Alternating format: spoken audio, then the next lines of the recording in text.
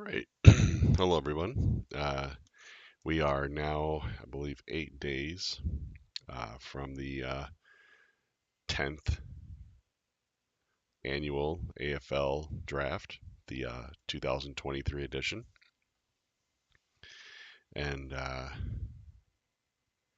think it's going to be a good one. We're going to have a pretty good size house. In-house, we're actually going to have, from what I can tell, we're going to have 12 teams in-house. Hold on. I'm not sure if I got good connection here or not.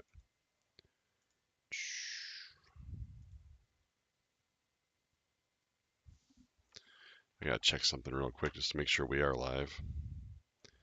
Because for some reason it's looking like we're frozen here.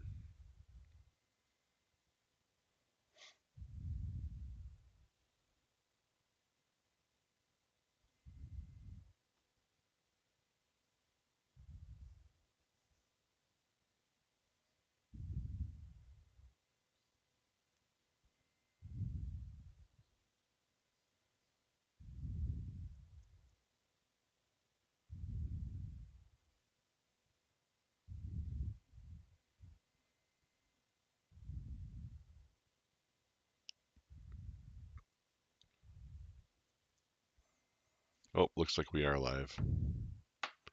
Sorry if there was a little bit of a screw up there. All right, so let's get into it. So this is basically to, I guess, remind those that have been in our draft before, but this is mainly for the three new faces that we got. JB, who took over Guy's team, unfortunately after his passing.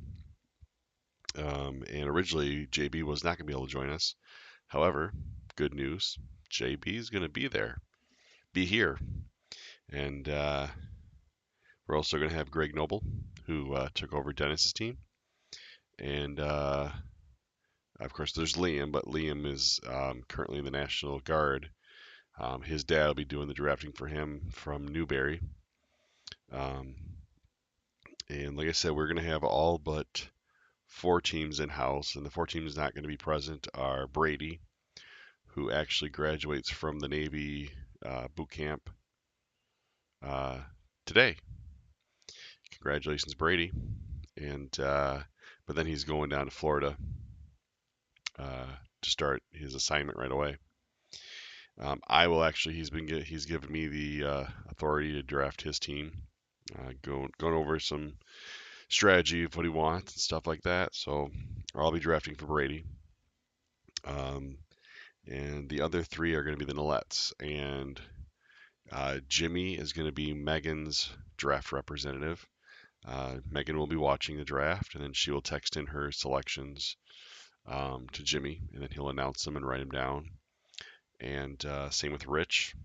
Rich, of course, like I said, Rich is drafting for Liam. However, he's doing it from Newberry. And Tony is going to be his draft representative and Liam's. I mean, at first I thought about having one for each, but Rich is going to be then having to text 2 different people. Makes more sense. Tony was willing to do it, so thank you to Tony, thank you to Jimmy for helping out with those. And then we're also going to have the seating will be kind of similar as it was last year. The way we're set up this year, so we'll have the tables or the chairs how we normally have it, and I'll be in the front of the room next to TV at a table. With this going the streaming service, and then we have the 2 bar tables that I got moved behind the main seating in the room, and those are each going to have 1 person at each of those tables. And then Jimmy and Tony will be at 2 additional large round tables, which they can spread their stuff out, so they can take care of not only themselves, but of course the teams that they're drafting for, well, representing. So for the new teams, the draft will start at 6 p.m. sharp. And there's a video presentation to begin. This year, of course, our 10th anniversary, 10th year, 10th annual, however you want to call it. So it's a little bit longer. It'll pay some homage to previous owners and we'll honor some of the previous champions. And there's a few hot prospects thrown in there. And then um, after that, then we go into the uh, we'll have the I'll do some speaking briefly. Go through the draft process. Draft process. If there's anyone that has any questions, they can ask right then and there. Then we'll after that have our not draft, our division drawing. We're gonna redraw the divisions, and the way it'll go is we'll have a box, and we'll have an impartial drawer for us. They'll draw the first name out. Whatever the first name is automatically locks into the Eastern Division. Next name will go into the Northern, Western, Southern, back to the Eastern, and so forth until all 16 slots are filled. And then after that, we always have our annual. Our league has a draft. Look, it's 5 something in the morning. I just got in working, so sorry, I'm kind of screwing this up a bit. But we'll have our annual Hall of Fame presentation. We have 9 inductees of the modern era that have recently retired or been retired since our league began, and then also our one owner will be announced. And then after that, what else?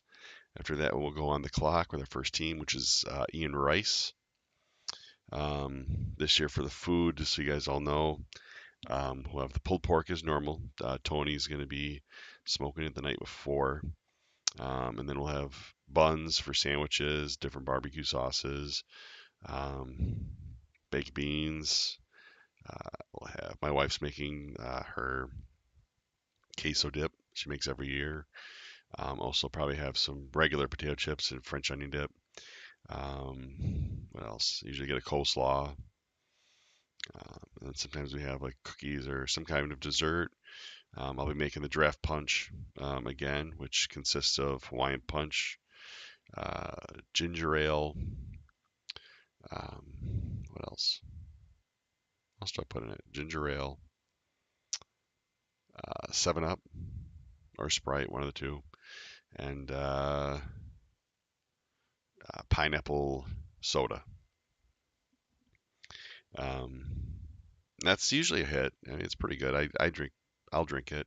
A lot of people bring their own beer for you those newer, so you're welcome to bring beer, of course. As far as the food, we do usually everyone usually donates at least $5 towards it. I thought about raising the price a little bit. If you guys want to give more, give more. I don't want to change it too much. Of course, cost of food has gone up, but usually the money everyone gives covers the meat. So in the past, we've done, I think the very first draft, since we're on the 10-year anniversary here, very first draft we ever did, we did Little Caesars pizzas. And then we upgraded to, where was it? Then we did sandwich platters. We did those for several years, which we do those, of course, still at the draft or at the league meeting every year.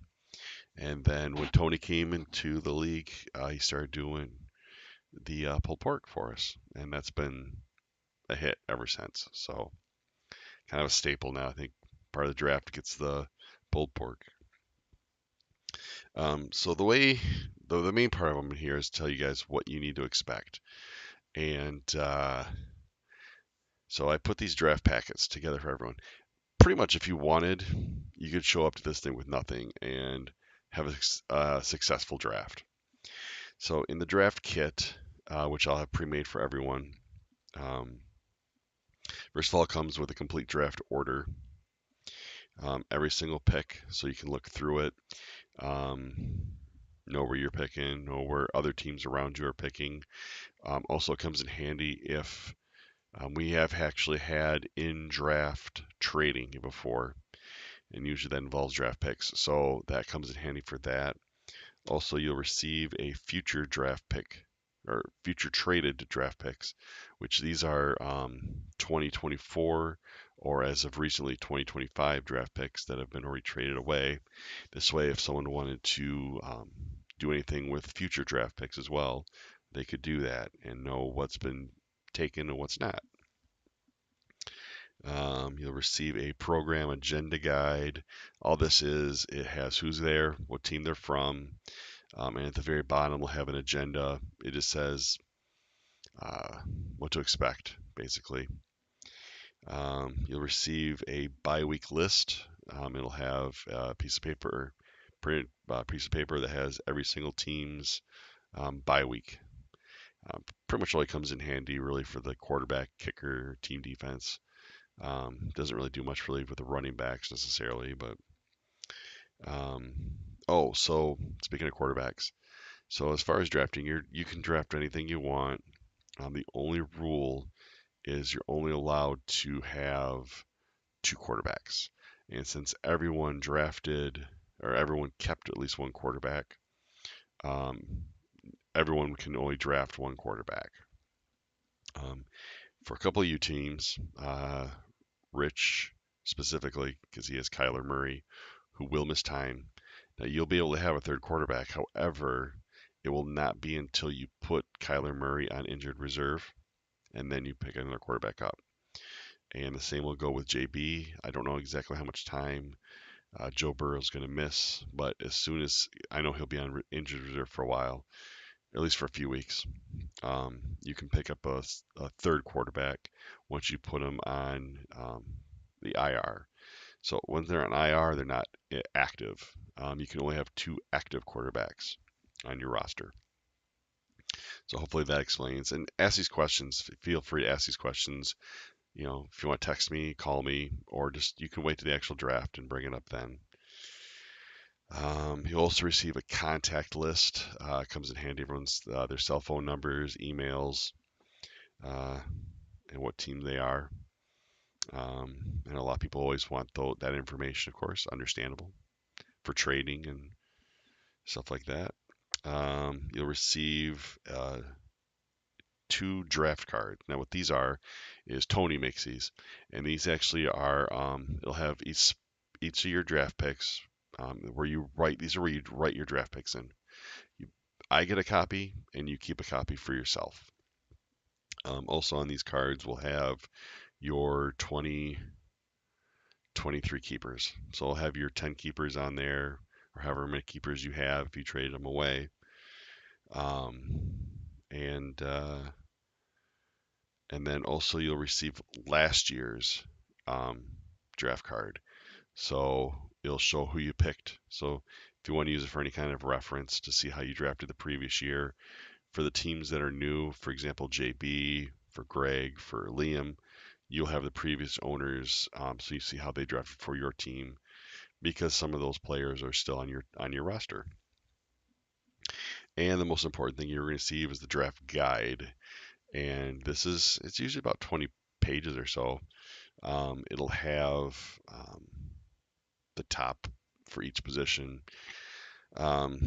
Excuse me.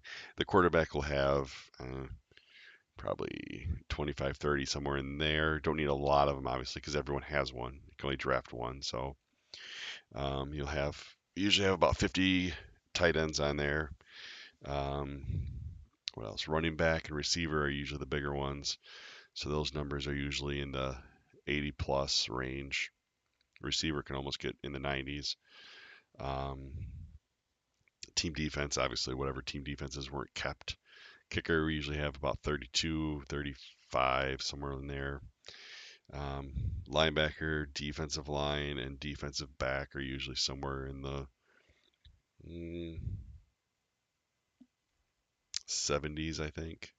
Sounds about right. So, but anyways, the draft guide will have everything you need. I mean, and they're tabbed, so I'll put little tabs on the side, and then I'll mark, quarterback, and then so when you pull it, it goes right to the quarterback or right to the linebacker or whatever position you're looking at that time. And a lot of times when we're in draft, the way people will go, they'll call off, the name, and then they'll say, for example,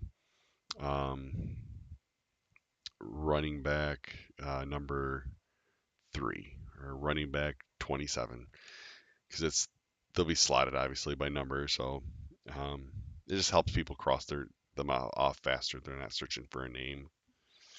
Um, In-house, so this won't. I mean, like I said, we're gonna have everyone but 4 in-house, and I did this last year. I had the whiteboard. It's a big whiteboard, and it's a dry erase, so I can put a lot of stuff on it, and it's gonna have split down the middle. You'll have the top. That's as many I can fit on there. Top 28 offense that are non-quarterback, so running back, receiver, and tight end. And then on the other side, it'll be individual defensive players, top 28. And then as they're drafted, we go up, or I go up, and I erase the name off and then see what's left. This is for in-house, unfortunately, only. So this is information someone wants, be here. Um, just kidding. But what it is so it's unlike the draft guide. The draft guide has ranked by position. So we'll have the top running back, whatever, 1 through 80 or whatever. This is specifically mixed in, so you'll actually see the ranking of, running back, receiver, running back, receiver, and so forth, however they fall. And so the way I use it, I don't use the Yahoo ranking system. What I do is I use their projected season total of points. And that's how I've always done it. It works out best, I think, for the year. Um, so yeah, like I said, the draft guide is the biggest thing you're gonna need. I'm sure we've had people come before with a magazine or a book of their own. The only thing is the my draft guide that I make based off Yahoo predictions is also based off our league's rules. So if you go to a fantasy guide book that you bought in the store, um, that's more or less in general league. That's not going to have specified to our customization. Trying to think of what else. Like I said, we have trades go on. The draft, I think, if you talk to any of the guys that have been here, it's a good time. There's a lot of laughing. We've had a lot of good memories over the years. I know this year is going to be hard for a lot of us, myself included. This is going to be our first draft without Guy. And I think a lot of you guys know that have been watching any of these streams. I am horrible with pronouncing names for whatever reason. And Guy was always that person. When they'd announce it, he'd call off the names for me or correct me if I said it wrong. So he will definitely be missed. He always sat right next to me. So it had been talked about that we would leave that chair empty. But we need it, and I'm putting JB there. I think Guy would want him there. It was between JB and Mark, and if JB wouldn't have been coming, I would have put Mark in there. I think Guy would have wanted that as well. But JB's gonna be sitting there this year, so for those, I do have assigned seating for everyone, and I know some people laugh at that, but it is very specific for reasons. We have some of the chairs. I give it a lot of our bigger guys get the more comfortable chairs. Because the draft, you're looking at a couple hours. You're gonna be sitting there, and obviously you can get up and freely go around the room. Other things, so when Ian makes his selection, he'll make his pick. When I say, okay, Ian, you're on the clock, so now our draft's going. Ian makes a selection. I got it right here somewhere. Here it is. Got this little stopwatch. And what I do is we're gonna have we started originally, I think it was 25 or 30 seconds. That's just too long. So we do about 15 seconds. So as soon as the pick is announced, I hit the timer, and then after 15 seconds, then I'll announce the next team. The other thing I'll do during the draft is I'll say, okay, so Ian Rice is up, there's on the clock. Megan Millette is on deck, and shoot, and now it's Kyle Sykes is in the hole. And so that's how we always announce it. And this gives you a warning of when you're coming up so you can prepare. But yeah, I guess that's all for this draft preview. Just more, like I said, it's more or less for the new people, or reminder for those that may have forgotten, or just I haven't done a stream in a bit here. So again, this is our 10th anniversary. So if any of the old owners that are no longer with us, feel free to drop by and say hi or give us a shout out. So the draft will actually start at 6 p.m. on August 19th.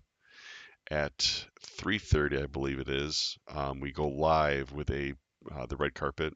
So we'll do that from 3:30 to 5:30. We welcome people as they come in. That's when the food will be out and available.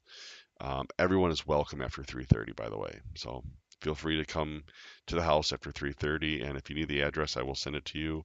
Obviously, I know JB is going to need it. Um, and then if anyone, I think everyone else should know where I live that's been here. So, but JB obviously will need it. So, and I will text that to you today, JB. Yeah. So with that, take care, everyone, and looking forward to seeing you next Saturday. I think I would always say this is Christmas, man, and let's make this draft good. And let's remember Guy again. He's gonna be missed. But so with that, again, take care, and we'll see you next week.